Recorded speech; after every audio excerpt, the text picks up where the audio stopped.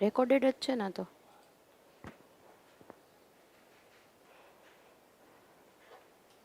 Hello students,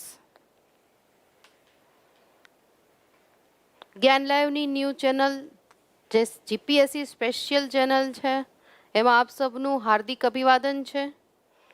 આજથી શરૂ થનારી ભૌતિક ભૂગોળની ન્યૂ સિરીઝમાં આપ સૌ ડેઇલી જુદા જુદા વિષયોના રેકોર્ડિંગ્સ છે એ એમાં જોઈ શકશો. તો ઝડપથી આ ચેનલને સબસ્ક્રાઈબ ન કરી હોય તો ચેનલને સબસ્ક્રિપ્શન આપી અને લિંકને શેર કરી વધુમાં વધુ લેક્ચર જો ગમે તો લાઈક કરવાના છે. તો ભૌતિક ભૂગોળ ડીવાયએસઓ જીપીએસસી ક્લાસ 1-2 એક બહોળો સબ્જેક્ટ અને સારું એવું માર્કિંગ છે એ કવર કરે અને હજી સુધીમાં નથી પૂછાણું તો હવે પૂછાશે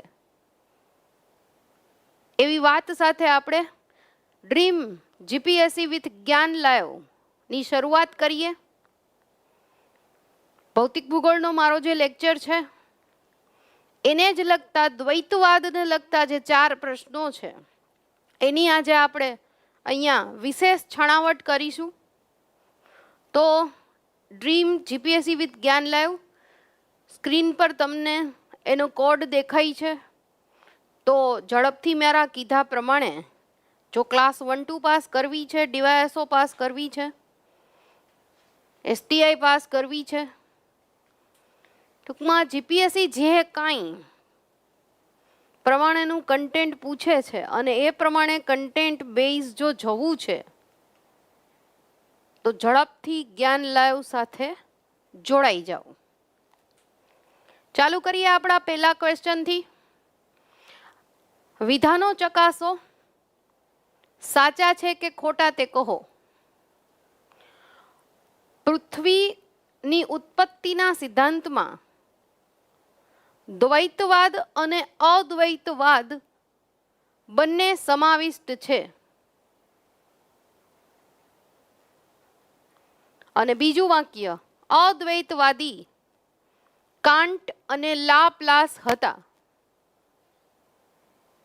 ત્રીજું સ્ટેટમેન્ટ, કાન્ટ અને લાપ્લાસના સિદ્ધાંતોને જે સ્થિત છે તે મુજબ જ માનવામાં આવે છે.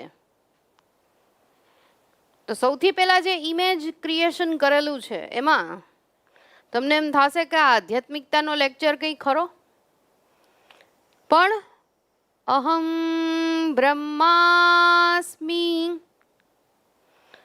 હું બ્રહ્મ છું અને મારામાંથી જ બધું ઉત્પન્ન થયું છે. એટલે કે એકમાંથી અનેક એવા જે વાદમાં માનતા હતા એ દ્વૈતવાદીઓ અને અદ્વૈતવાદીઓ વચ્ચેની જે વાત છે એ મારા પહેલા લેક્ચરમાં મેં પણ કરી હતી. અને એકમાંથી અન્ય એવી અદ્વૈતવાદની થિયરી જેમણે આપી એવા કાન્ટ અને લાપ્લાસ. તો અદ્વૈતવાદી કાન્ટ અને લાપ્લાસ હતા. તો આ વિધાન સાચું થઈ જાય છે. કાન્ટ અને લાપ્લાસના સિદ્ધાંતોને જે સ્થિત છે તે મુજબ જ માનવામાં આવે છે. તો સૌથી પહેલા કાન્ટ જે પ્રશ્નમાં ફેલ ગયો તો જવાબ દેવામાં, એનો જવાબ લાપ્લાસે તો એવું કીધું હતું કે બધી જ વસ્તુઓ જે કાંઈ છે એ ગતિમાં હતી. આને કીધું કે સ્થિર હતી.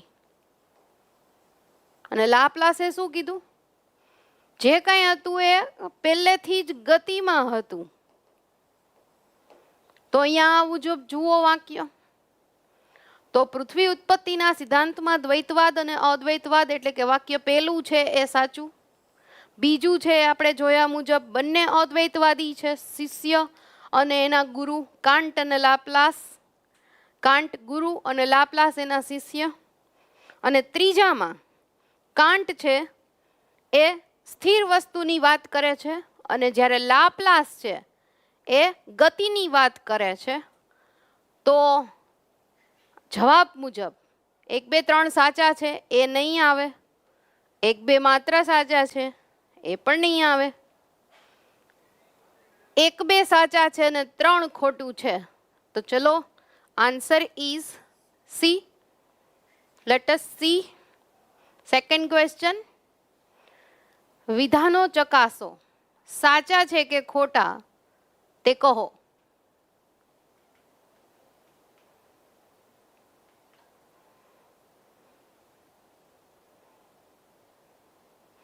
ચલો, દ્વૈતવાદ અદ્વૈતવાદમાંથી અદ્વૈતવાદ વિશે આપણે આગળ વધીએ. કાંટ, આ વિધાન છે એ કાંટ મુજબના છે. તો અહીંયા કાંટે કહેલ મુજબ વિધાનો ચકાસવાના છે. તો કાંટ એમ કહે છે સૌથી પહેલામાં કે એક કણ કોઈ સ્થિર છે, કઠણ છે અને શીતળ પણ છે. બીજું સ્ટેટમેન્ટ, કણથી કણનું આકર્ષણ બળ વધે છે, કણો એકબીજામાં મળે છે અને એની ગ્રેવિટી છે એમાં વધારો થાય છે. તો આ સેકન્ડ સ્ટેટમેન્ટ. થર્ડ સ્ટેટમેન્ટ, કણો ટકરાયા અને ગ્રેવિટીની સાથોસાથ તેમાંથી ઉષ્મા અને ગતિ છે એ બહાર આવ્યા અને ઉષ્મા ગતિની સાથે ધીમે ધીમે ધીમે એની ગતિ વધતા અનેક ટુકડાઓની અંદર એનો બહાર આવી અને નિહારિકાનો જન્મ થયો. અનેક ટુકડાઓમાં એક સ્થિર કણ હતો એ વિભાજિત થઈ ગયો અને નિહારિકાનો જન્મ થયો. તો અહીંયા આ મુજબ જોઈએ તો 4 વાક્યો છે એ કમ્પ્લીટલી કાંટ થિયરી મુજબ. જોઈએ વિકલ્પમાં કે કઈ રીતે તમને વિકલ્પ આપેલા છે. 1 થી 4 સાચા છે એવું નથી અહીંયા, પણ વાત શું છે કે એકના આધારે બીજું, બીજાના આધારે ત્રીજું, ત્રીજાના આધારે ચોથું, એટલે 1 થી 4 વાક્યો એકબીજા પર આધારિત ઘટના છે. આ પ્રકારના પેટર્નોની ટેવ પાડવી પડશે. આ પ્રકારની પેટર્નની તો અહીંયા ઘટનાક્રમ છે તો એ મુજબ કાંટ થિયરી મુજબ એ યથાર્થ છે ઘટનાક્રમ. GPSC class program, DYSO class program, Gyan academy દ્વારા ક્લાસરૂમ પ્રોગ્રામ 100 કલાકની તૈયારી સાથે હવે આ તૈયારીને ઓપ આપવા માટે આ ક્લાસરૂમ પ્રોગ્રામમાં જોડાવાનું છે. Online 1700, offline 5500. ઓફલાઈનમાં ફેકલ્ટી પાસે તમારે સોલ્યુશન છે એ કરવાનું છે અને ઓનલાઈન જે રીતે સોલ્યુશન જે છે એનો ભાગ હોય એ રીતે. તો અહીંયા 100 કલાકમાં તમને જે પેપર્સ મળવાના છે એ ટેસ્ટમાં, આ ટેસ્ટોગ્રાફી પ્રોગ્રામમાં 13 ટોપિક ટેસ્ટ, 5 મોક ટેસ્ટ અને 7 કન્સેપ્ટ બિલ્ડિંગ ટેસ્ટ છે એ અહીંયાથી each one has 200 માર્ક્સ આ રીતે તમને પ્રોવાઈડ થશે. અને ધીમે ધીમે જ્ઞાન એકેડમી દ્વારા આ ક્વેશ્ચન સિરીઝમાં તમે જોડાશો એટલે એક એમ કહેવાય કે ખાસિયત તમને નજર પડશે કે તમારો સિલેબસ છે એ ક્યારે પૂરો થઈ ગયો એ તમને નહીં ખબર પડે. તો ઝડપથી જ્ઞાનના 8758277555 9537337321 ઉપર આવી જોડાવ. આ બધી જ ફેકલ્ટી સાથે તમારી તૈયારીને ઓપ આપો અને રિઝલ્ટ મેળવો. Test and solution programme, Gyan academy. જઈએ ત્રીજા પ્રશ્ન તરફ આગળ. કાંટ એ જર્મનીના અધ્યાપક હતા. તેમણે પોતાની થિયરી છે એ 1795માં આપી હતી. પહેલું સ્ટેટમેન્ટ આવું કંઈક કહે છે અને બીજું સ્ટેટમેન્ટ લાપ્લાસ ફ્રાન્સના ગણિત શાસ્ત્રી હતા. તો બંને જે અદ્વૈતવાદીઓ છે ગુરુ અને શિષ્ય એની અહીંયા ઓળખ આપી દઉં. તો અહીંયા આ જે 1795 છે એની બદલે 1755 આવશે. એટલે પહેલું વાક્ય શું થઈ ગયું તમારા માટે? ખોટું. અને બીજું વાક્ય છે એ નરું સત્ય છે. તો તો અહીંયા બંને અયોગ્ય, બંને યોગ્ય, એમાંથી તો કંઈ આવશે જ નહીં. માત્ર એક યોગ્ય અથવા તો માત્ર બે યોગ્ય, તો જવાબ રહેશે માત્ર બે યોગ્ય.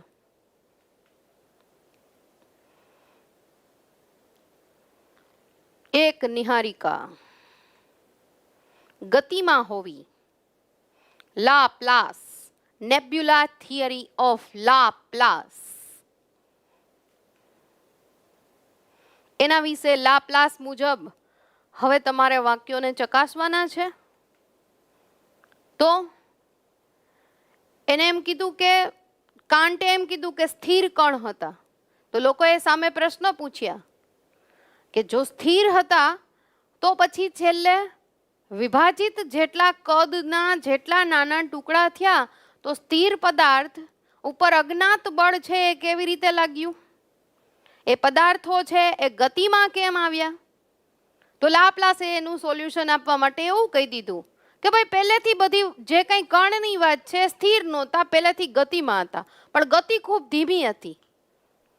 એટલે જે લોકો મતાંતર કરતા હતા એમના મોઢા સિવાય જ ગયા.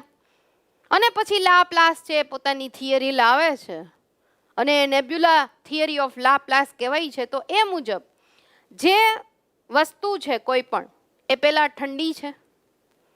ઠંડીમાં મારા લેક્ચર મુજબ જો જોયું હોય લેક્ચર અને ના જોયું તો હવે પહેલા જોઈને સોલ્વ કરજો. તો એક લાકડાનું ઉદાહરણ લઈ લ્યો.